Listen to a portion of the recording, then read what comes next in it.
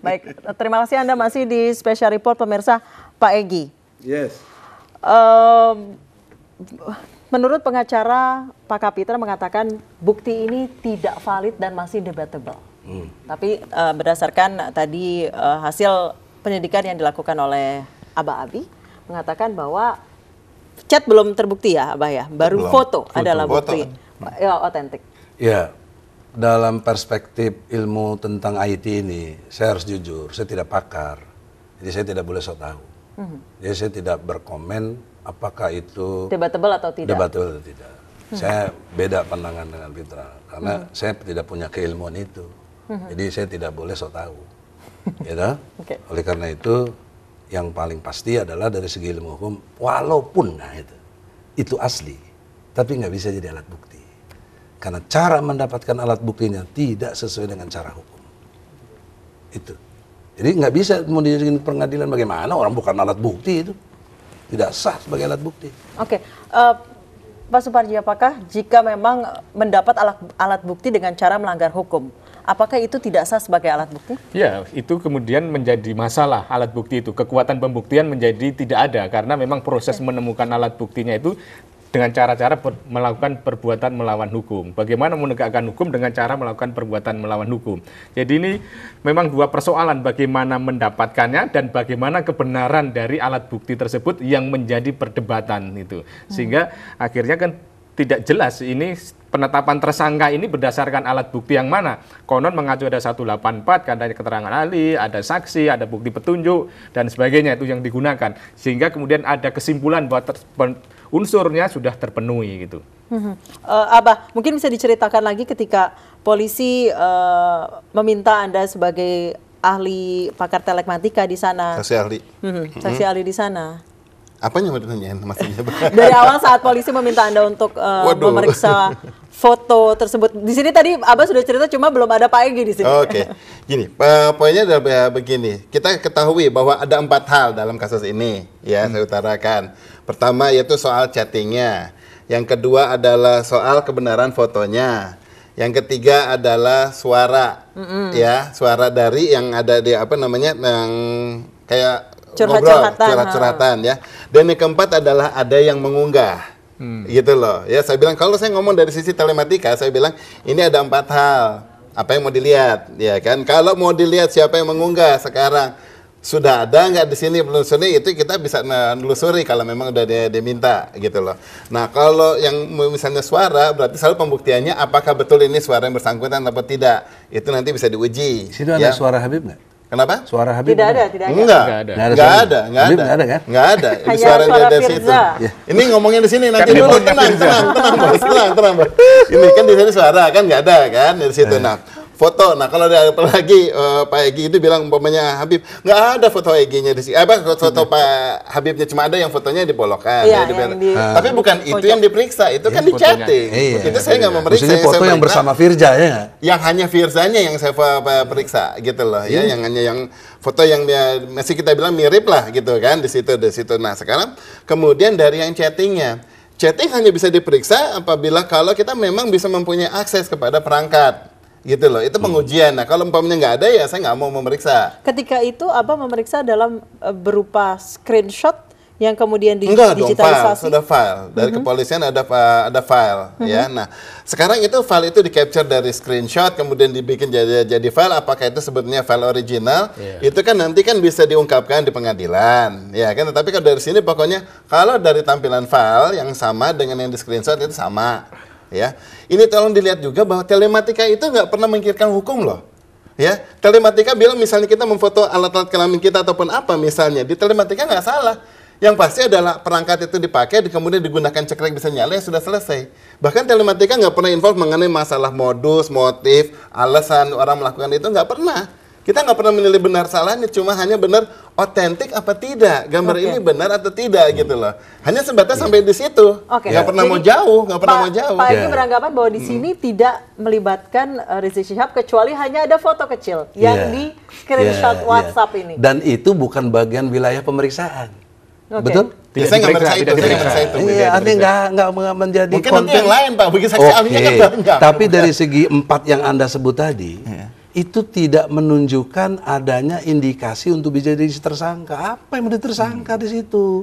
Suara kagak ada, gambar kagak ada, apalagi mengunggah juga kagak. Bisa dibilang Rizik Syihab ini cukup pasif dalam kasus ini. Dianggap karena memang, menyuruh katanya, dianggap menyuruh gitu. Dalam versi polisi katanya memenuhi unsur karena dianggap menyuruh orang untuk membuat dokumentasi pornografi itu. Katanya begitu, tapi buktinya menyuruh mengambil, mengirim. Dan menyuruh dan mengirim. Chat-chatan seperti itu ya. Ini saya ahli lain, bukannya Abah nih, ahli lain masuk juga berita ke saya. Itu, waduh, anak SMA yang udah saya kasih ajarin 2 hari juga bisa bikin rekayasa chat-chatan begitu. Sangat bisa. Ya, 2 hari sih enggak, komputer enggak gampang-gampang juga sih, Pak. 2 hari sih enggak. Katanya, ini yang ahli ya. Mungkin kurang ahli. Tapi kan 2 hari, enak bisa aja bilang. Ya. Pak Egy, namun menurut kepolisian banyak aplikasi untuk itu ya. Transmisi kalau sudah ente dicocokkan. kurang ahli ya nggak bisa, kalau yang ahli ya bisa. Pak Egy, menurut kepolisian bukti transmisi sudah dicocokkan antara HP milik Rizik Syihab dan HP milik Iyalah, Firza tadi saya Husein. sudah bilang kalaupun itu benar, asli, cocok segala macam, cara dapatinnya tidak benar secara hukum, tidak bisa jadi alat bukti. Jadi percuma masukin ke pengadilan juga, batal demi hukum. Oke, menurut Pak Suparji, apakah ini akan sulit masuk ke pengadilan, nanti akan bolak-balik lagi seperti itu, seperti berkasnya Jessica mungkin? Iya, kemungkinan besar akan susah mendapatkan berkas P21 dan mungkin ya pengacara akan pra peradilan, Bang ya. Pra peradilan peluangnya sangat besar sekali untuk bisa menggagalkan proses penetapan tersangka ini karena manajemen penyidikan tidak dipenuhi, proses pengumpulan alat bukti juga tidak sesuai dengan ketentuan yang berlaku. Saya kira langkah pertama karena seprindik penetapan tersangka sudah keluar, mungkin pra peradilan dan itu yang akan bisa mematahkan penetapan tersangka itu. Tapi gini, kita belum menempuh itu ya. Saya kan koordinator tim lawyernya. Jadi saya lebih milih pendekatan persuasif. Saya bersahabat baik dengan Kapolri, dengan Kapolda ya. Tolonglah, saya sudah tulis surat kepada Kapolri, sudi kiranya lah, tolong dihentikan. Termasuk ke presiden juga? Oh iya, saya tembusin presiden, saya tembusin juga ke DPR. Agar apa pertimbangannya? Ini sudah melukai hati umat Islam. Dalam pengertian setidak-tidaknya umat Islam yang menjadi pengikutnya Habib Rizik. Udah pasti itu, nggak bisa dibantah. Tapi jangan lagi tanya umat yang mana, kagak lah. Udah jelas ya, umat yang setia dan sangat mengagumi Habib Rizik. Itu pasti. Kedua, saya ingatkan juga dampak sosialnya. Nah dalam ilmu hukum, kalau dampak sosialnya mengganggu kepentingan umum, itu nanti bisa deponering. Kalau di polisi nggak selesai, ada di jaksa, bisa deponering. Kalau jaksa nggak mau deponering, kenapa dulu ada deponering buat si Bibit Samad itu? Bibit Samad, bukan? Ya, Abraham Samad juga kan? Iya. Sebelumnya lagi si ini Bibit Chandra. Kepentingan umumnya kagak ada, dia yang korupsi dia apa? Ngapain kepentingan umumnya nggak ada? Itu pun di deponering. Oke. Ini kalau ini deponeringnya pantas. Oke, Pak Suparji, apakah kasus ini bisa dideponering? Bisa karena untuk pertimbangan kepentingan umum demi asas kemanfaatan peluang deponering ada gitu. Jadi kan kemudian nanti peluang kejaksaan untuk melakukan itu. Tetapi kan sekarang masih pada posisi di kepolisian gitu kasus itu. Iya itu nanti kan saya bilang. Iya, kalau di polisi nggak selesai, iya, di jaksa ini bisa. Nah kalau ini upaya-upaya ini yang saya maksud tidak didengar juga dan ini menimbulkan potensi kerusuhan yang besar. Ya, karena pasti jadi ini, jadi bukan bahkan vertikal. Konflik horizontal ya. Pemerintah rakyat melawan pemerintah, terjadi civil disobedience, ya, pembangkangan masyarakat sipil. Akan terjadi seperti itu? Bisa, Bos. Karena faktanya sudah dibuktikan kemarin 212 7,4 juta orang menurut Google Map ya, bukan menurut Egy Sujana. Itu orang kumpul, nggak diundang, nggak diapa, cuma dikasih tahu saja, nggak ada yang bayarin, ongkos sendiri, jalan dari Ciamis coba, Masya Allah. Apalagi tahu Habibnya dibeginikan. Bayangkan, saya menjaga itu. Saya tidak sekedar mau berfungsi sebagai lawyer, Bos. Saya aktivis juga. Saya ingin menjadi pemersatu bangsa. Nggak boleh begini. Saya bersahabat dengan Kapolri, saya bersahabat juga dengan Habib Rizik. Kenapa nggak bisa didamaikan? Oke, Pak Suparji, apakah secara hukum bisa dilakukan seperti itu? Ya, pertimbangan hukum demi kepentingan umum itu bisa. Bisa. Dan ini persoalan ketidakadilan, persoalan diskriminasi, bisa memperuncing persoalan, bisa menimbulkan konflik horizontal, dan hukum tidak boleh menimbulkan konflik horizontal. Harus dilaksanakan bagaimana betul-betul memberikan kemanfaatan bagi masyarakat secara keseluruhan. Jangan menimbulkan keruncingan-keruncingan, persoalan-persoalan yang itu memperkeruh suasana. Saya kira ini tradisi kita atau beberapa praktek penegakan hukum yang selalu diwarnai dengan kebisingan, dengan kegaduhan ini, saya kira harus segera diakhiri. Gitu. Oke, Pak Egy, menurut dari tim Anda ini merupakan kasus balas dendam yang gegabah seperti itu. Iya betul. Saya melihat Balas begini. dendam kasus mana, Pak? Gini, kan ini dimulai dari 212 ya, yang begitu dahsyat, kaitannya jelas kepada pilkada. Dan faktanya pilkada Ahok kalah. Kalah padahal udah katanya 9 naga katanya yang membantunya, konglomerat. Juga presiden mendukungnya. Juga semua instansi yang berkait dengan di bawah presiden pasti mendukung Ahok. Itu nyatanya kalah. Itu kan gondok luar biasa, padahal dia sudah siapin kemenangan. Yang kedua, di penjara 2 tahun putusannya. Yang orang menilai pastinya mestinya bebas, ditahan aja enggak, mestinya bebas. Nah, 2 poin mendasar ini kan gondok. Siapa yang melakukan ini? Pemerintah? Bukan, maksud saya siapa yang mengkondisikan supaya ini jadi terjadi? Dia si Ahok kalah, dia di penjara. Entry pointnya adalah Habib Rizik. Kalau nggak ada potensi Habib Rizik, Anies Sandi nggak ada apa-apanya. Bukan saya, Anies kan anak buah saya dulu di HMI. Saya tahu persis. Jadi istilahnya itu harus hargai kekuatan dari potensinya Habib Rizik ini. Kalau bukan Habib Rizik nggak ada itu menang Anies Sandi. Enggak, saya yakin. Saya tahu persis Prabowo juga sudah datang. Jadi Salaman peluk adalah... sama Habib Rizik di Istiqlal. Kita semua ada di situ. Itu menunjukkan rasa terima kasih. Anies juga sudah datang, alhamdulillah. Jadi kalau nggak ada peran Habib Rizik, nggak menang itu. Itu makanya bagaimana ini membalas ini, yang bikin ini siapa? Habib Rizik, dia harus disikat. Gitu. Oke. Ini analisa. Kalau analisa sih boleh salah namanya analisa. Jadi menurut bukan Anda informasi ini itu. Nggak boleh dihukum saya, analisa dihukum. Gila apa? Analisa. Menurut Anda ini adalah sebuah konspirasi yang dilakukan oleh pemerintah dengan kaki tangannya? Iya. Karena polisi adalah instrumen di bawah presiden. Dia instrumen. Dia di bawah perintah presiden. Presiden bisa memerintahkan menghentikan ini. Bisa. Sangat bisa. Oh, nggak bisa dong. Ini intervensi hukum. Apa nih intervensi hukum? Kok nggak ngerti teori struktur apa? Struktur kekuasaan mengatakan presiden adalah panglima tertinggi TNI Polri. Masa panglima nggak boleh perintah? Demi tadi kepentingan umum. Deponering aja bisa. Gimana logikanya orang itu? Ahli hukum mana sih ini belajar sama saya? Bukan saya sombong, ya. Dengan teori struktur tadi. Jadi saya minta kesempatan yang berbahagia ini lewat iNews TV ini, tolong Presiden Jokowi yang kami hormati, yang kita muliakan juga, ya, oleh Allah Subhanahu Wa Taala dimuliakan. Kalau nggak dimuliakan nggak jadi presiden deh. Tolonglah. Ini umat Islam sudah sangat luka hatinya. Minimal umat Islam yang pendukungnya Habib. Dan Habibnya sendiri sangat luka karena dia difitnah. Dan doanya masih di Mekah nih sekarang ini, masih mustajab. Jangan sampai diangkat, dia berdoa dan ada gerakan yang dicopot kekuasaannya nanti Jokowi itu, bisa jatuh itu. Oleh karena itu saya menyarankan segeralah keluarkan SP3.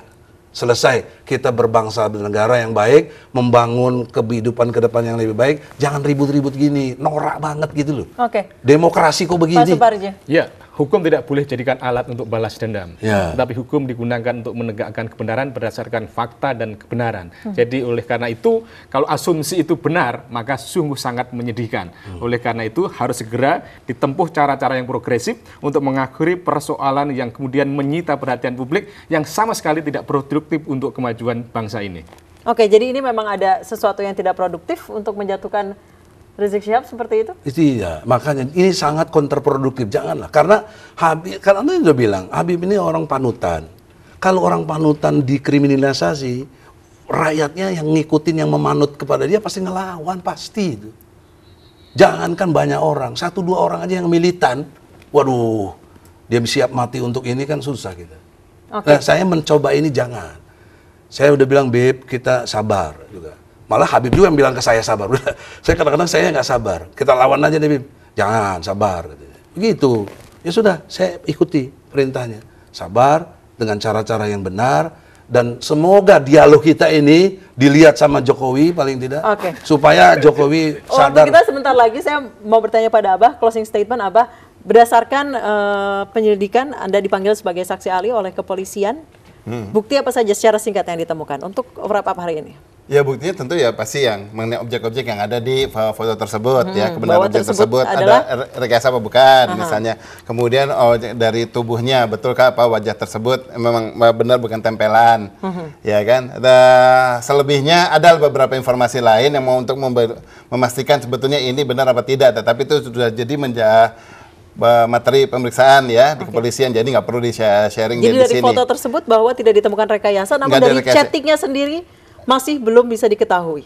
Chatting ya ikut campur saya, nggak ada chatting, nggak diminta untuk jadi saksi ahli di situ, ngapain saya ngobrol di sini chattingnya. Dan gitu untuk mendapatkan screen capture seperti itu tidak bisa melalui data penyadapan, namun memang harus memegang telepon seluler milik yang punya. Chattingnya jadi untuk membuat suatu rekayasa chatting bisa, ya kan. Tetapi kemudian untuk membuktikan itu chatting beneran bukan dari rekayasa, itu dengan pembuktian forensik, ya kan, digital forensik. Nah, dengan demikian butuh dari keperangkat, dari informasi apa yang ditampilkan ke perangkat ini dan kemudian apa yang dihantarkan oleh infrastruktur sampai ke tujuan. Itu aja. Pak Suparji, kita lihat memang Pak Egy sudah sangat berapi-api dan memang terjadi ketidaknyamanan sosial yang terjadi di Indonesia beberapa bulan terakhir ini. Apakah deponering itu menjadi jalan tengah yang terbaik nantinya? Ya, atau saya kira SP3? SP3 dulu ya, kalau kemudian unsur-unsur buktinya tidak ada, maka itu bisa ditempuh karena itu sesuatu yang ada dalam KUHP kita, dan jika alat bukti tidak mendukung untuk ditingkatkan pada proses pelimpahan ke kejaksaan.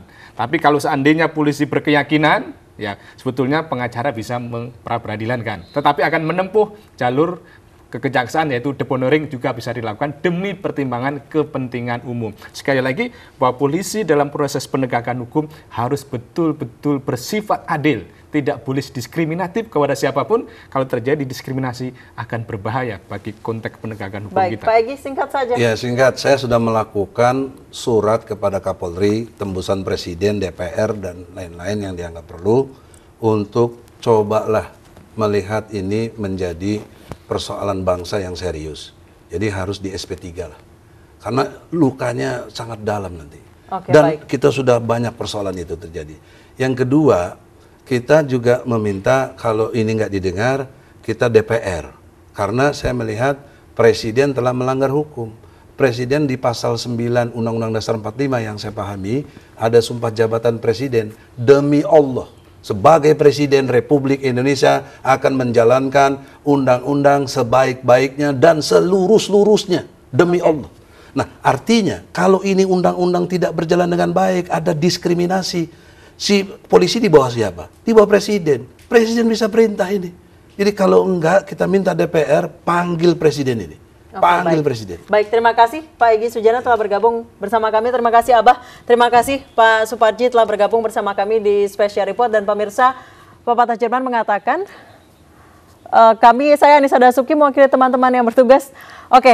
Pesan dari redaksi kami, pemirsa, pepatah Jerman mengatakan kebohongan yang disebarkan berulang-ulang lama-lama akan dianggap sebagai sebuah kebenaran. Semoga kita tidak sedang melakukannya saat ini. Dan saya Anissa Dasuki mewakili teman-teman yang bertugas mengucapkan terima kasih atas kebersamaan Anda. Selamat sore, sampai jumpa. Jumpa, selamat jumpa.